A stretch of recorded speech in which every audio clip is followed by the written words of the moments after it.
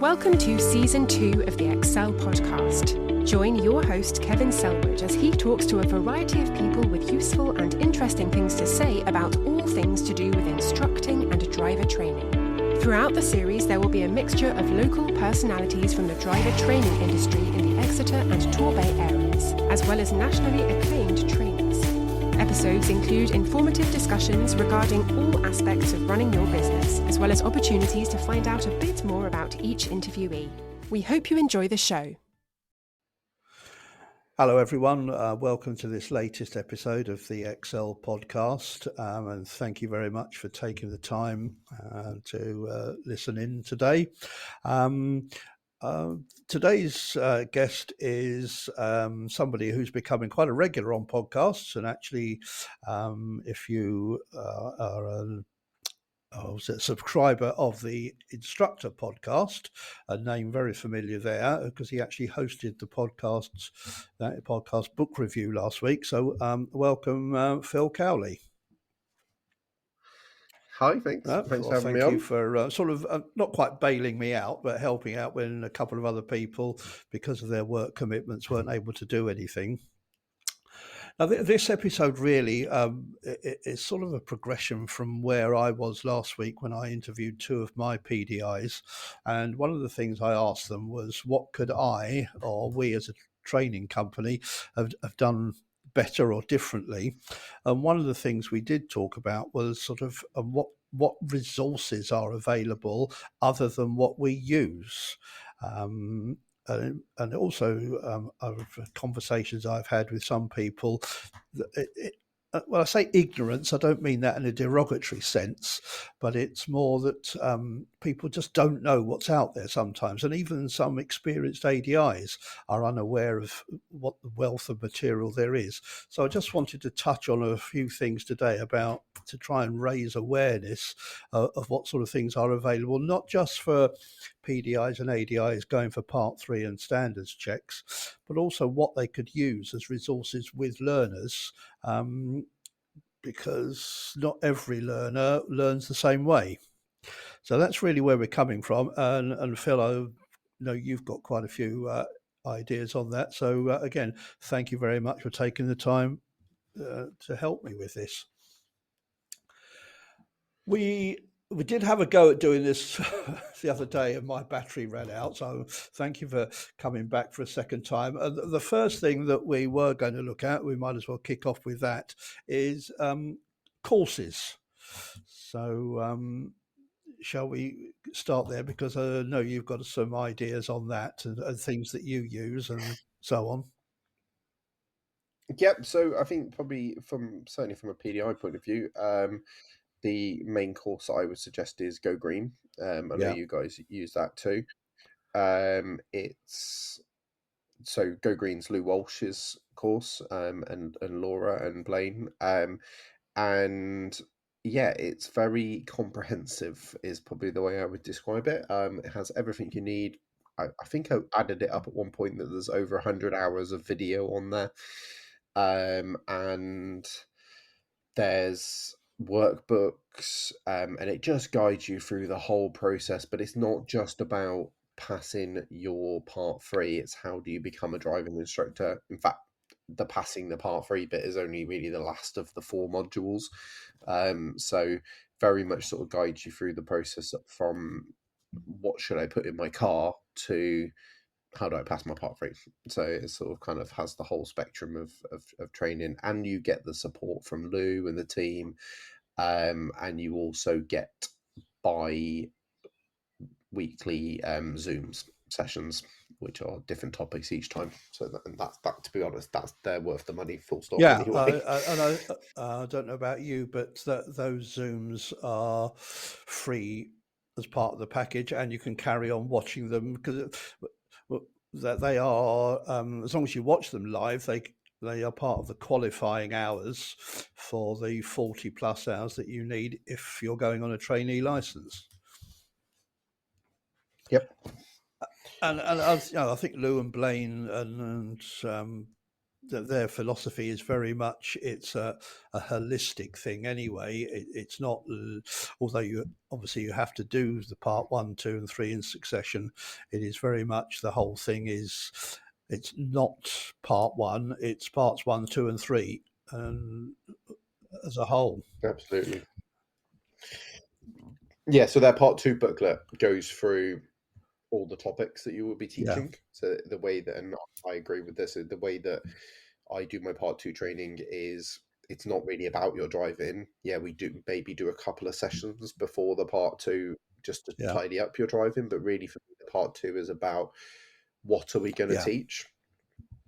And that allows us till then we get to the part 3 to just be about how are we going to yes. teach it, because the topics and the knowledge and the information is already there. Yeah, and as you say, it's not just it's so comprehensive. It's so up to date and modern compared to others that we have used in the past, which may well have updated themselves. But once you've got something that works, then it's not. I don't see much point in looking around. Unless you think somebody said that this works better.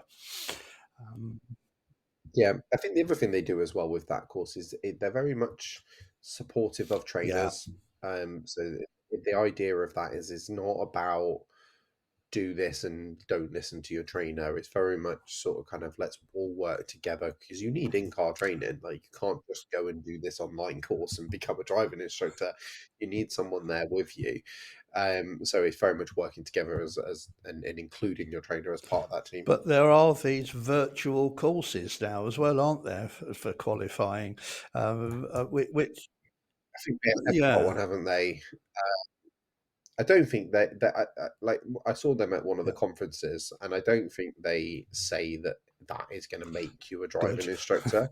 I think what they use it for is some of those earlier skills, like actually what we were talking about earlier, about timing your instructions, timing your Yeah, giving your directions, and things like that. I think they use it for those right. early steps, rather than suggesting that it's going to be because you can't have up to date. You can't have conversations Yeah. with a VR because it's already been recorded. So, yeah, I think it's part of it, not Yeah. everything they do. And when it comes to moving on and you're sort of qualified or even on the way to qualifying, Lou certainly runs a great standards check and part 3 training course. There's various other ones that are available as well. Uh, Diane Hall's nervous drivers course as well.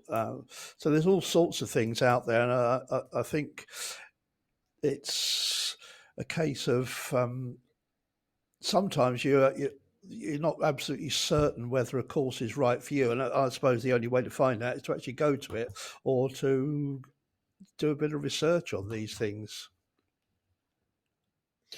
Yeah, I think you can research into the person delivering the course. Normally, they've got some sort of content Yeah, out there anyway, so you can see if that matches your philosophies, or your styles, I suppose. Or give them a yeah. call or give them a message. Most of them will be quite keen to sort of kind of chat to you and just again see if that sort of matches your thing. But yeah, I definitely would again agree. Lou's workshop is brilliant. In fact, I recently went to one last week. And I think there's one coming up in Exeter. Yeah, November, Will isn't it? Yeah, Stewart is organising that. So that, yeah, definitely. And then also I think out there the that's kit right. guys that Yeah, they're now doing I more, did but they're an more interview with Mick Knowles from Kit a month or so ago, and he was talking about looking to come down this way as well. But they're fairly new on the scene, but they seem to be getting very good reviews and lots of people going to their yeah. courses. And I know Mick did talk in the podcast. About how they are a little bit, or he feels they're a little bit different to other people. I can't remember exactly what he said now, but there's a good excuse for anybody to go and dig it out and listen to it if they want to find out a bit more about them. Yeah. And also add in Bob as well if you get a chance to see Bob doing a course at some point. Again, that's I've not actually been on a workshop with Bob, but I can imagine from listening to him that Well, they're very good. I got Uh, lucky because I trained with LDC. He wasn't the training manager at Yeah. the time, but he did, he did my induction back in 2007. So I've known him since then. And one thing that surprised me was he was one of the people that some experienced ADIs really didn't know the amount of material he's got on YouTube. Yep. There's a whole range of depth of material there that is there. It's free.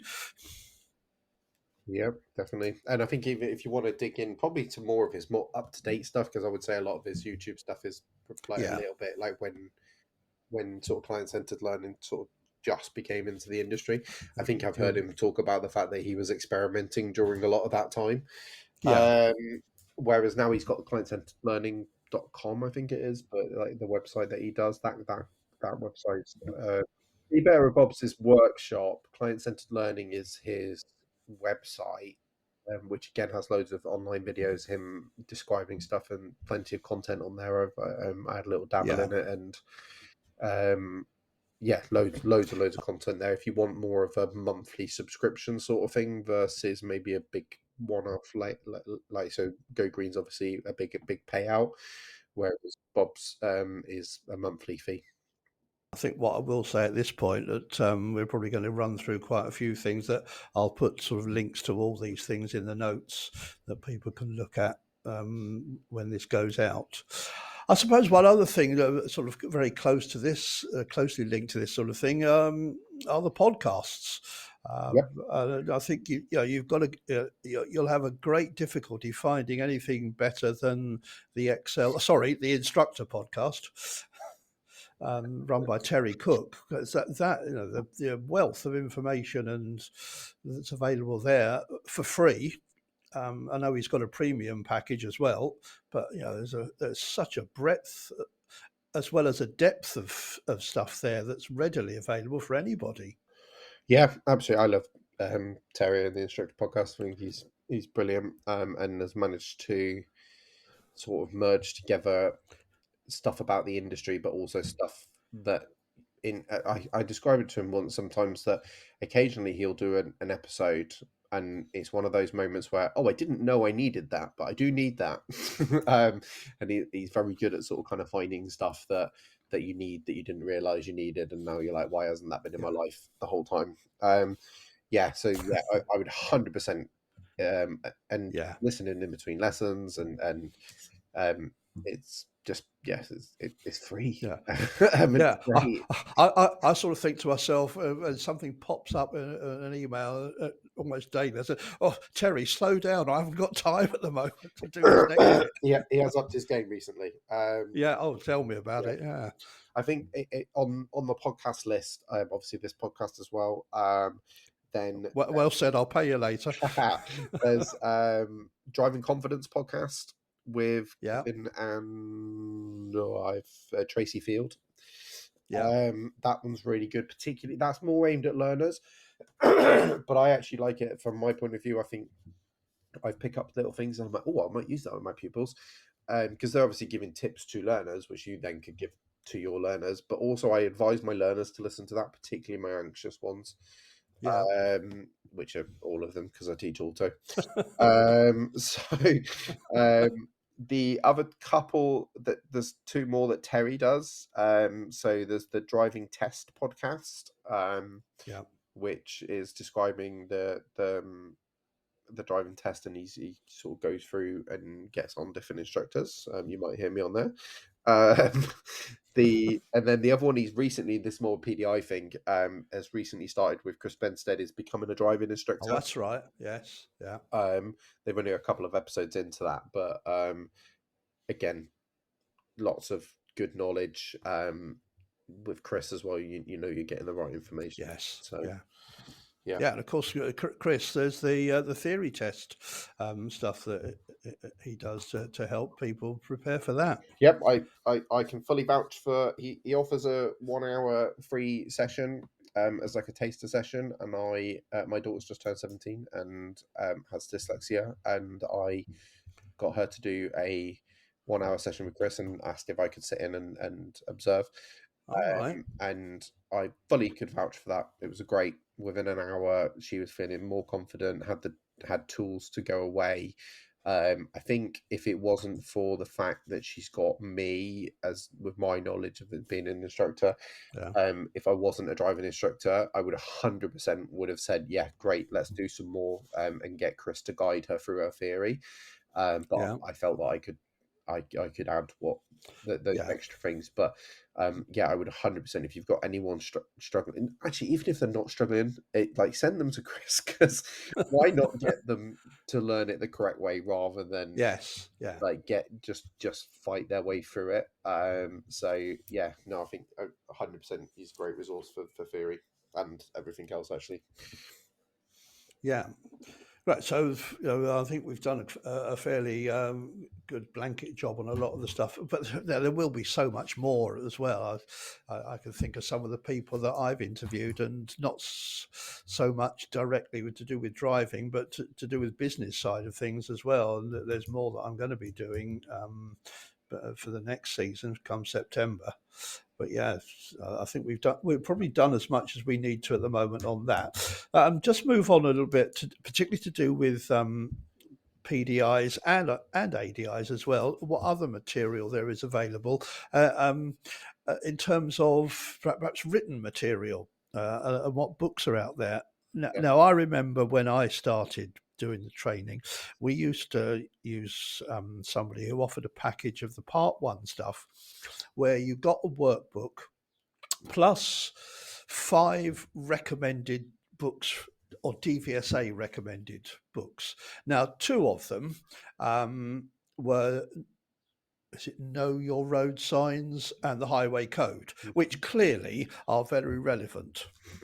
One of the other ones, which I know nobody's going to see this, but you will, was this one, the Driving Instructor's Handbook. Now, the size of that, there are how many pages in it? Oh, golly, over 500. It is incredibly dense type in there. And I just wonder how many people have actually properly read that. Yes, it's an interesting one. I from a book point of view, I would lean more towards In the Driving Seat with Jed and Claire. Yeah, that's what I was going to come to. Which I know somebody was saying somewhere on either Facebook or a podcast somewhere about why isn't that a DVSA recommended book? So I think that was actually you talking about our ADI book club. That was is that last week, wasn't it, when you were doing that? Chatting with Terry. So that was our book that we reviewed. So yeah, if you're interested in the book and want to hear about it a little bit before you buy it, then go listen to that. But yeah, it's so again, it just goes back to the whole Go Green thing. It's so comprehensive. It's got everything you need. And it's, for me, it's really well written and goes through like tells a story rather than the instructor handbook being a bit more like literally like it's almost like a car manual, isn't it? It's more of a doesn't feel. But at the same time, I think right, there's an index at the front, but golly, to me, there's too much in there. Jed and Claire have produced a book that's probably half the number of pages with a bolder type, and all those QR codes for linking into videos as well. Yep. Yeah, some great content in there as well. Oh yeah, and I think it was you were saying that you get all your PDIs to read it. Yep, it's compulsory. Yep.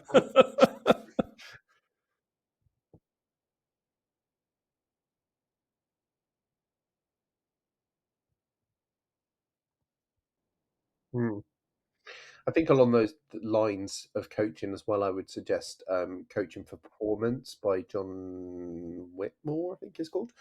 And it's the same sort of thing. It's like that's mainly aimed at towards business coaching, but it's just a coaching book, and you can apply the same set of skills. So it doesn't matter what context you're in, coaching works. So yeah, Yes, it's either the Kit podcast or Terry the Instructor podcast has talked about there's two ladies called the coaching crowd. yeah, that's Yeah, Terry. Yeah, coaching character. Yeah, they got a yeah. podcast as So well. I've Actually, listened to a couple of theirs as well. Yeah. So, um, sorry. other books I would suggest: Driving Essential Skills. Oh, of course. Yeah. How could I forget that? Quite an Yes. important one. And then from an instructor point of view, a little bit like Untwisting the Road to Success is B2A Oh, yeah. Yes. by Craig That's Preedy, I right. think it Yeah. is. So I think again, I've not read that one myself, but I've heard good things. And, So I yeah. think it's about it makes it a bit more. It's very basic language Yeah. and really like easy to Yeah. understand. I know with essential skills. I know that particularly John O'Brien, one of the Part 3 examiners here, will say to a PDI in a debrief at the end. And I think this was probably more relevant when the brief was part of the whole thing, but he'll still say to it, what are the skills that are needed for a particular topic that you're doing, and where do you find them? Well, they're in essential skills, a lot of them. Yeah. And are you actually mentioning those or getting the learner to do them and demonstrate them? And if you're not, why not? So, yeah,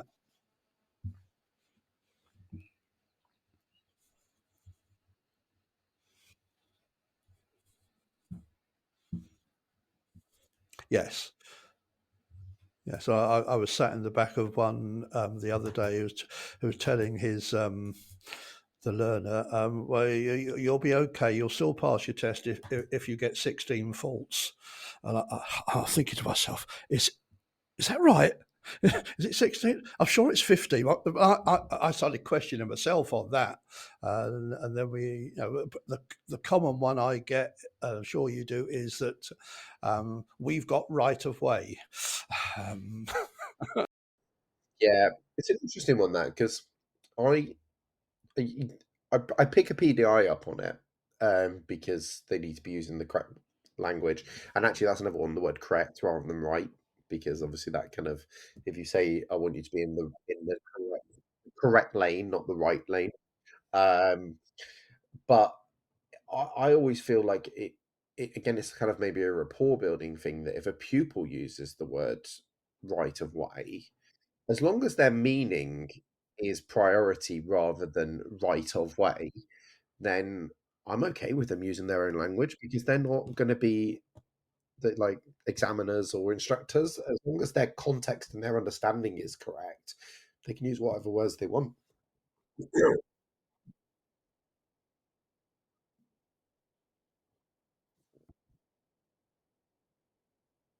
Mm,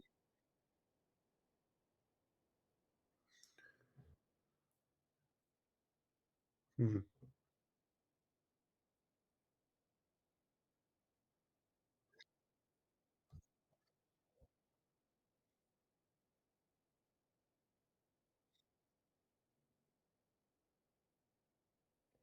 Yeah, I think again going back to I think a PDI I would or an ADI actually I'd want them to be using mostly the correct language because or unless they've agreed with the pupil, like this is the language we're going to use because it makes sense to you.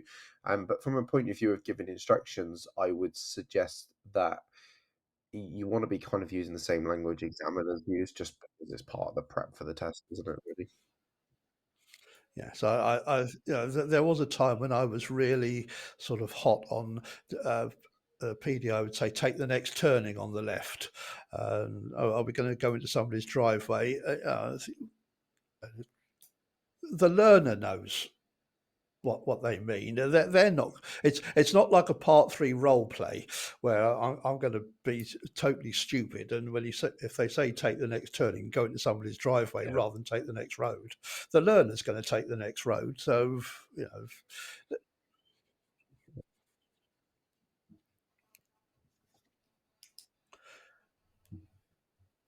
yeah,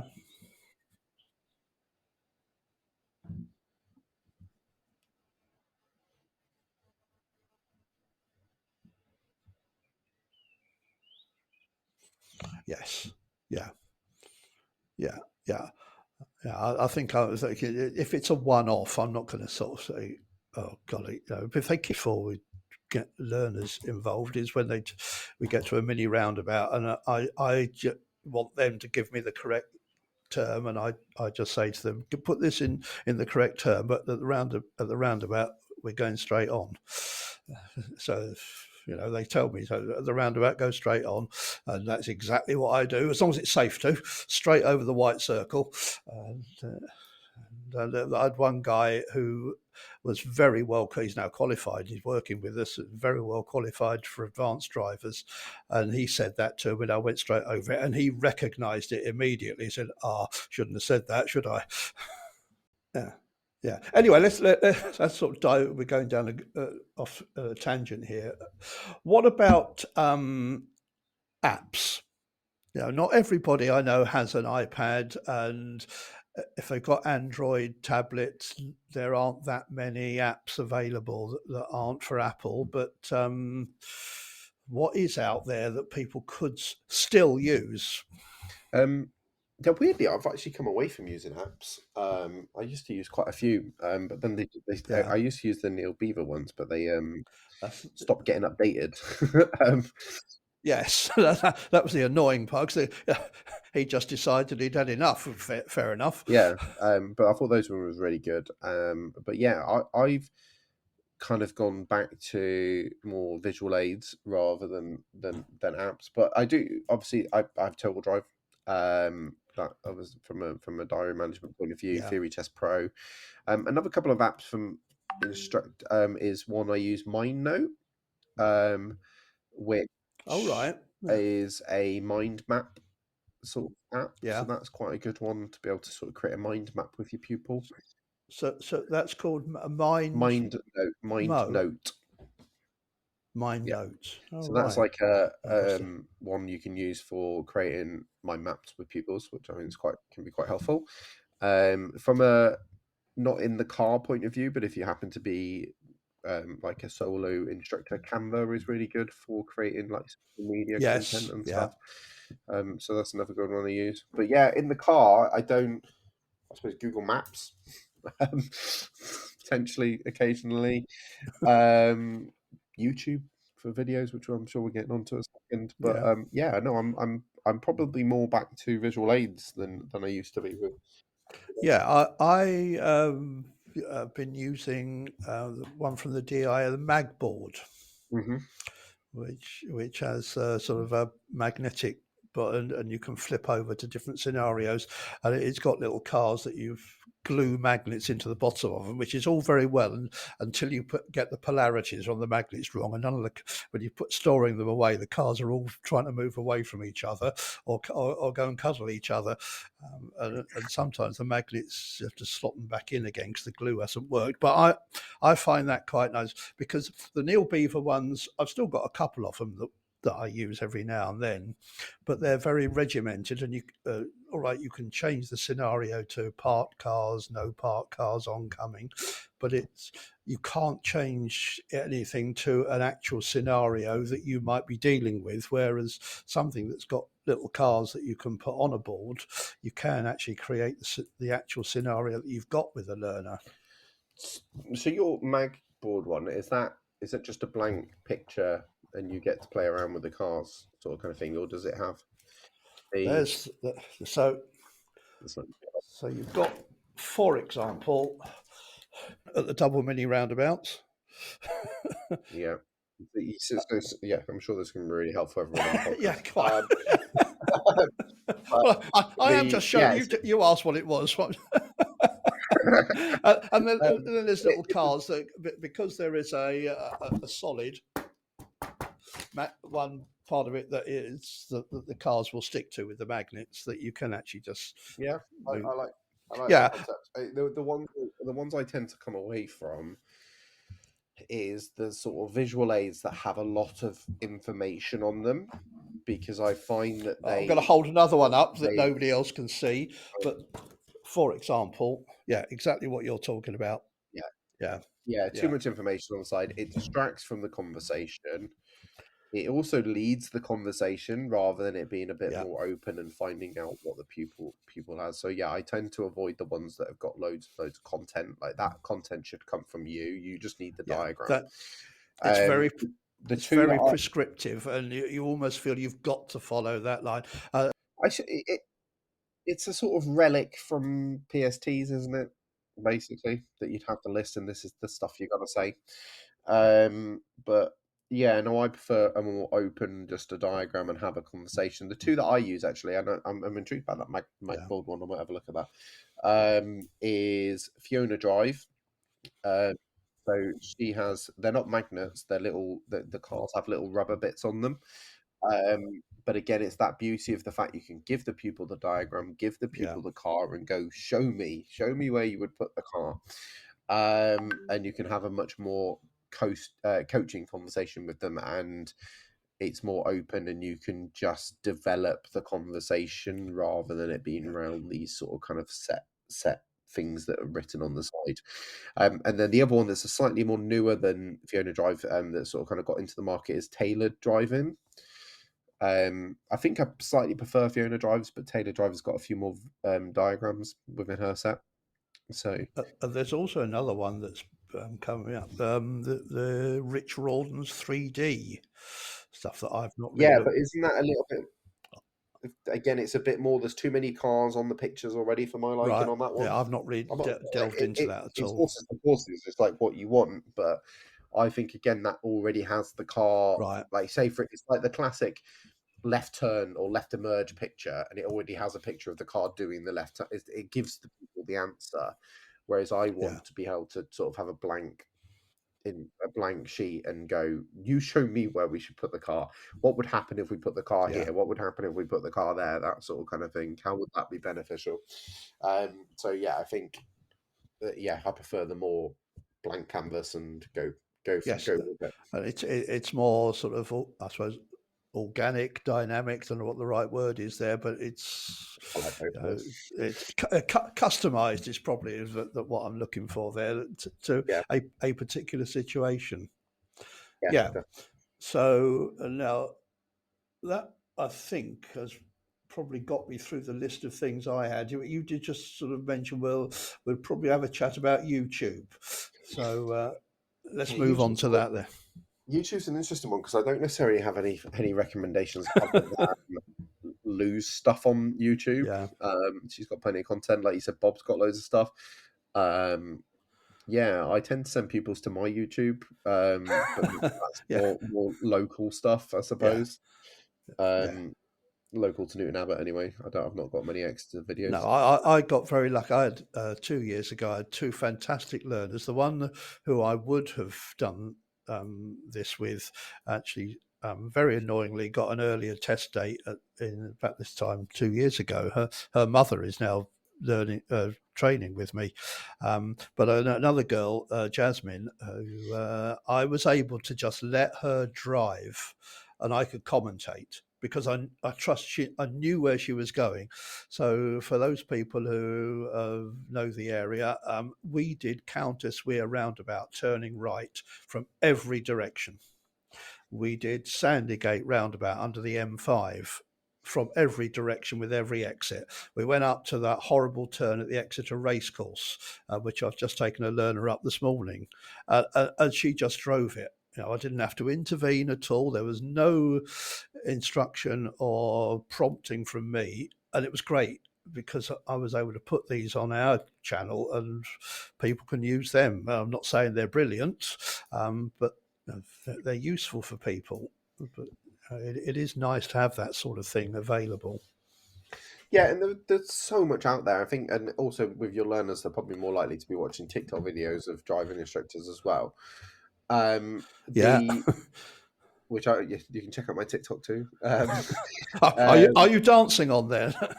Yeah, no dancing. Good, good.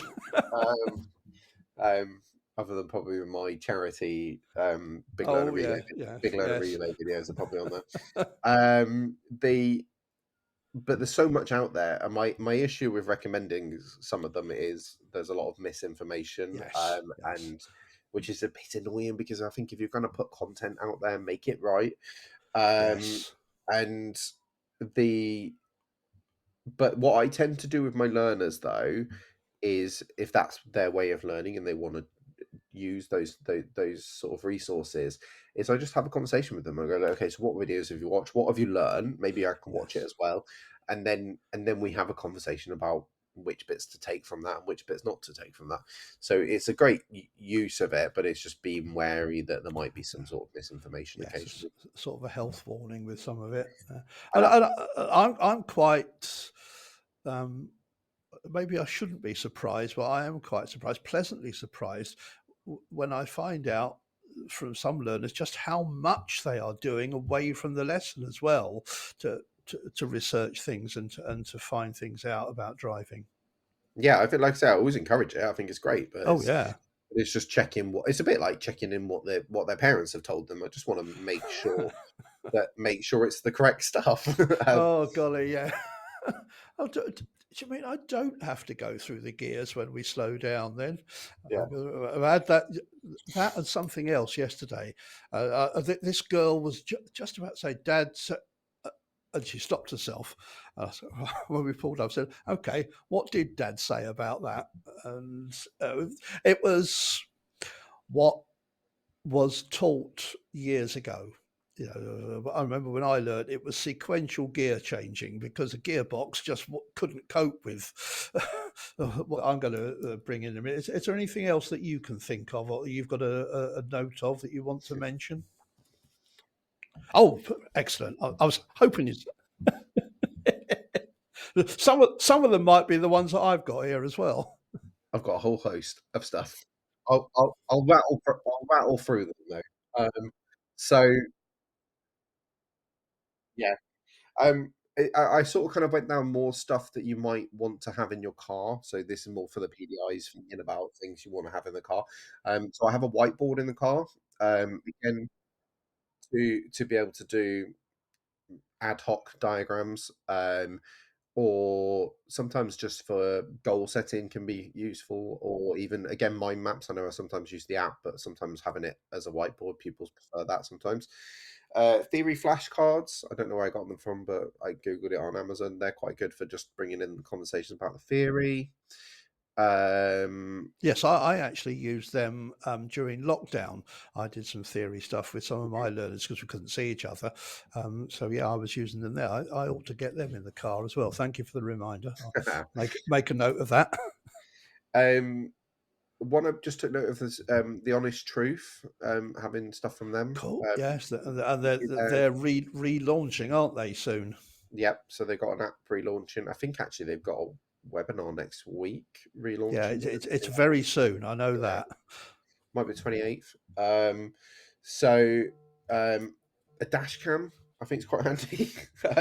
Yes. From Yeah. insurance point of view, but also maybe something that potentially you can record yourself on, because I think from a training point of view that's really helpful. So that doesn't have to be the dash cam. That could be just put your phone in and do that. Well, as I was saying to you, I don't know whether it was before we were recording or while we were on that. I did some and sent it to one of my PDIs, just so he can see where he's looking and where he's not looking. Yeah. But also the dash cam, if you've got Wi-Fi, that you could just pull over at the side of the road and just go through a clip pretty quickly with somebody. Yeah, I've done that with pupils. Yeah. Yeah. Pause it. What would you do now when you're not in the moment? Yeah. So, what happens next?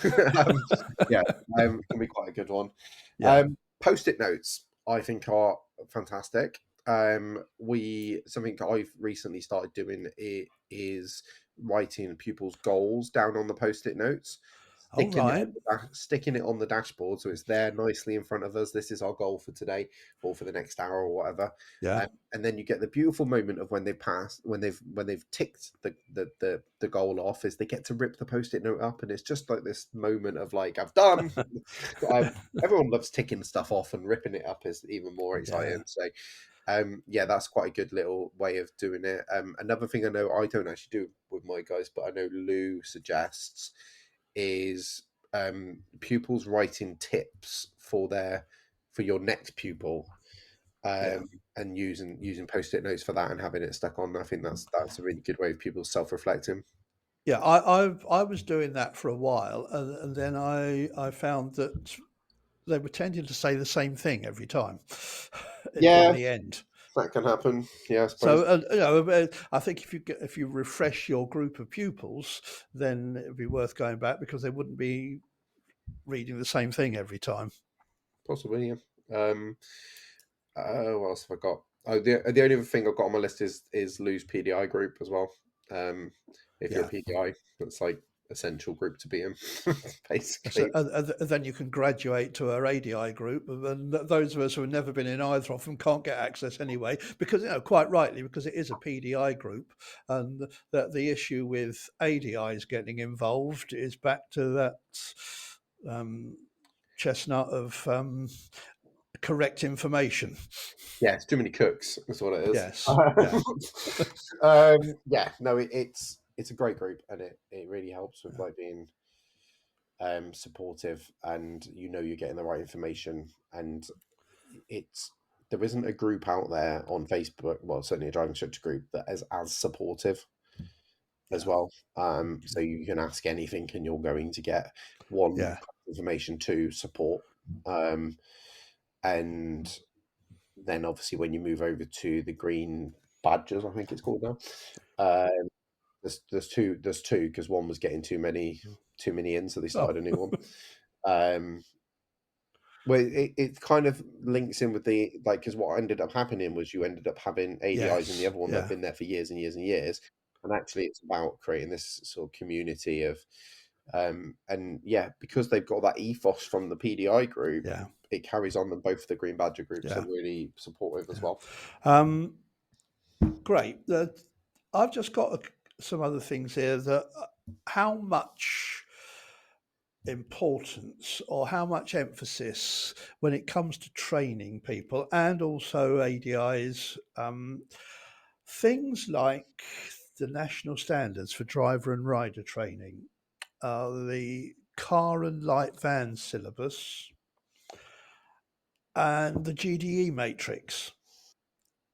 How important are those at any stage? So you could say they're all important, but you can overload people if you're not careful with all this stuff.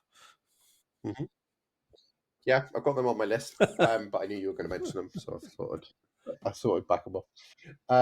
The it's I think national standards for driver and rider training. I think that's one of those things that I feel like your trainer should know, and then be able to take that information in and pass it on to you in a more user Yeah, friendly manner, because that document sucks.